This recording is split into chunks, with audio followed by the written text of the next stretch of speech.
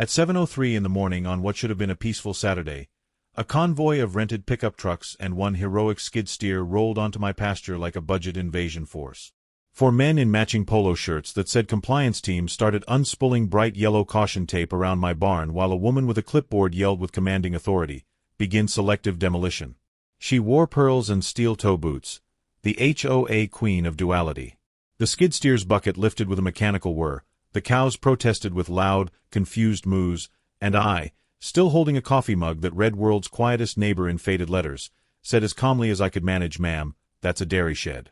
Also, you are not the city." She didn't even look at me. She just pointed at the barn like a general ordering an artillery strike. I'm Caleb Ortiz, owner of a 5-acre hobby farm on the edge of Pinefield Crossing, the subdivision that sprouted where soybeans used to be about 3 years ago. I keep to myself with my chickens, 2 miniature cows named Biscuit and Gravy, a small orchard of apple and pear trees, and Saturdays reserved for fence mending and naps. Our antagonist is Valerie Hargrove, HOA president and self-appointed czar of what she calls curated rural aesthetics.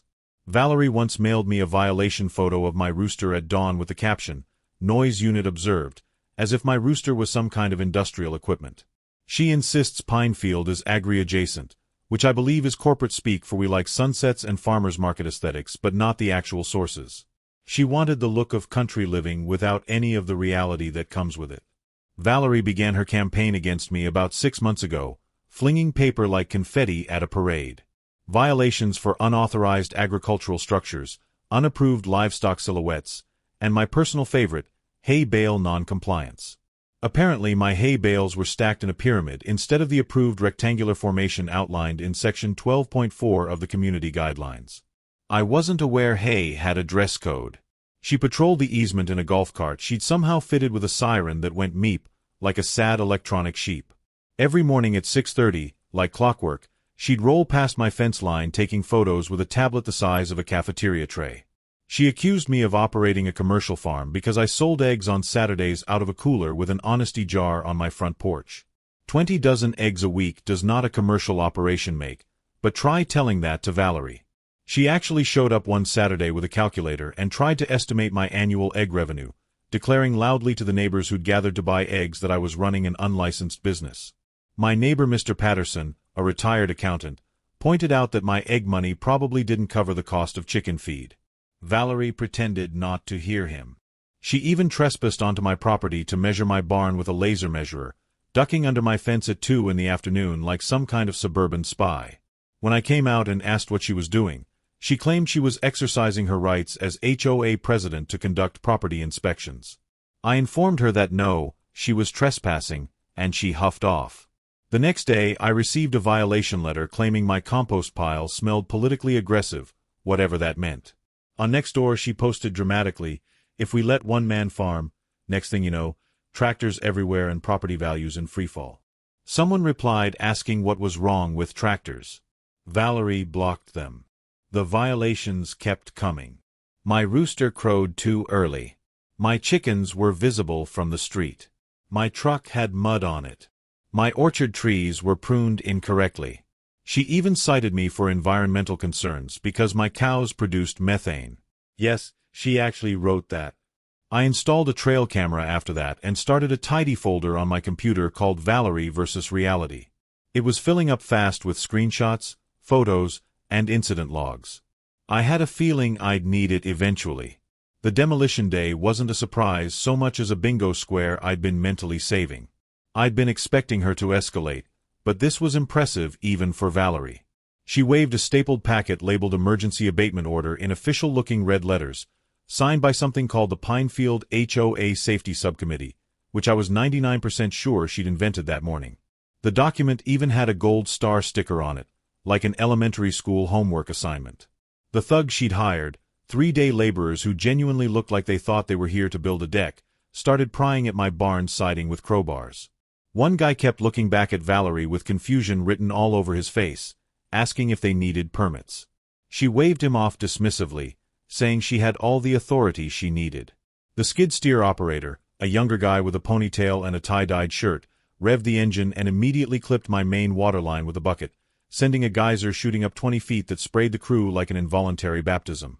One guy dropped his crowbar and just stood there, soaking wet and looking confused, water streaming off his hard hat. My chickens scattered in panic. Biscuit and Gravy, my miniature cows, started mooing loud enough to wake the entire subdivision. That's when I calmly pulled out my phone, dialed 911, and said to the dispatcher with deliberate calm, "I need to report active trespass, impersonation of public officials, criminal mischief, and attempted demolition of a legal agricultural structure." The dispatcher asked me to repeat that. I did, slower this time, while watching Valerie try to direct traffic around the water fountain my property had become. Meanwhile, my cousin Mateo, who'd been visiting for breakfast and was standing on my porch with a plate of eggs, launched his drone from my driveway for some lovely 4K documentation of Valerie directing the bucket like a conductor at a very illegal orchestra. She even made hand signals, cutting motions with her hands, pointing at different parts of the barn. It was beautiful evidence, and Mateo made sure to capture her face clearly, her expression one of absolute authority and zero legal backing. The deputies rolled up about 15 minutes later alongside a county code officer and an agriculture agent who had been in my contacts since Valerie first discovered my goats last spring and tried to have them classified as exotic wildlife. The code officer, a patient man named Dale who'd dealt with Valerie before, asked politely for the abatement order. Valerie handed over the stapled improv document with absolute confidence, like she was presenting a Supreme Court ruling. She even said with authority, "As you can clearly see, all the proper documentation is in order, gentlemen." Dale started reading it, and I watched his eyebrows climb higher and higher. He flipped through the pages, paused, flipped back, squinted at something, then looked up at Valerie with an expression somewhere between disbelief and amusement. Then he smiled, the kind of smile that says this is going to be good. "Ma'am, this is not a legal document," he said with barely contained amusement. "Also, this is a homeowners association letterhead with clip art of a gavel. I'm seeing Comic Sans font here in sections 2 and 5. Did you know that official county documents don't use Comic Sans?" Valerie's face started to redden, and she opened her mouth to respond, but Dale kept going. "Also, you've spelled demolition wrong on page 3. It says demolition. And your signature stamp here appears to be from a craft store." The agriculture agent, a woman named Sandra who'd been documenting everything on her own tablet, cleared her throat and cited our state's Right to Farm Act with the precision of someone who'd done this before.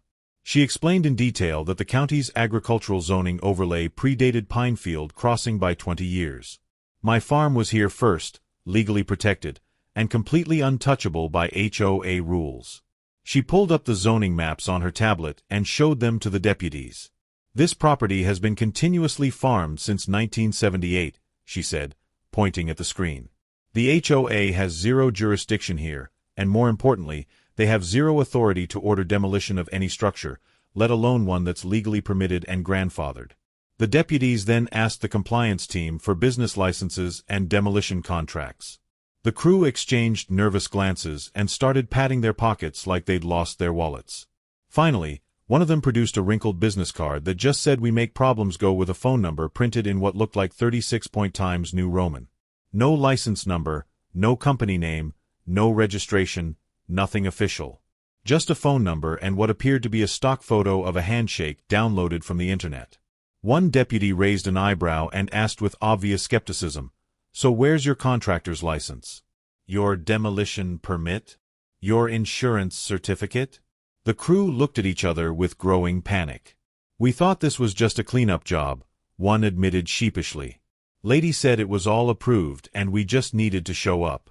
The skid steer operator killed the engine and climbed out of the cab, saying with genuine confusion and dawning horror, "So wait, this isn't a county demolition order?